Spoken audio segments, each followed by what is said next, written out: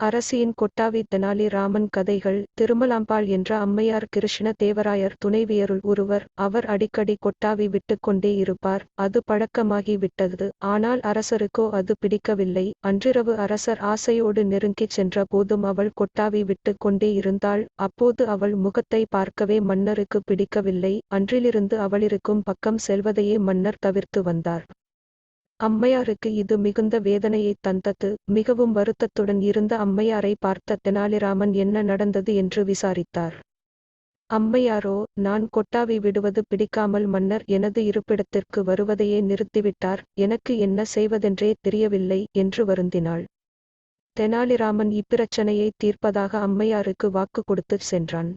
ஒரு நாள் அரசு அதிகாரிகள் சிலர் அரசரை காண வந்தனர். அப்போது தெனாலிராமனும் அரசருடனிருந்தான். அந்த அதிகாரிகள் நாட்டில் பயிர்வளத்தை எப்படி மேம்படுத்துவது என்பது பற்றி அரசருடன் விவாதித்துக் கொண்டிருந்தனர்.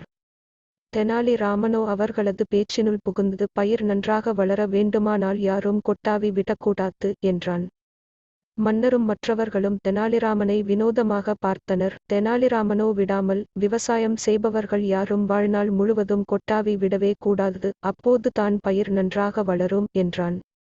மன்னருக்கு கோபம் வந்துவிட்டது. ராமா, இது என்ன வினோதம்? விவசாயத்திற்காக வாழ்நாள் முழுவதும் கொட்டாவி விடாமல் இருக்க முடியுமா என்றார்.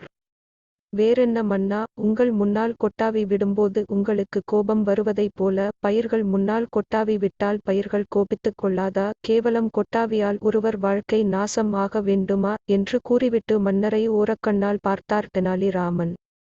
மன்னருக்கு தெனாலிராமன் சூசகமாக என்ன சொன்னார் என்று புரிந்து போனது. அப்போதே கேவலம் கொட்டாவிக்காக தன் மனைவியை கோபித்துக் கொண்டேனே என்று வருந்தினார். தெனாலி ராமன் புத்திசாலித்தனமாக தகுந்த நேரத்தில் அதை புரிய வைத்தான் என்பதையும் எண்ணி மகிழ்ந்தார். பின்னர் மகிழ்ச்சியில் திளைத்த அம்மையாரும் மன்னரும் சேர்ந்து தெனாலிராமனுக்கு பரிசுகளை பல அளித்து மகிழ்ந்தார்கள்.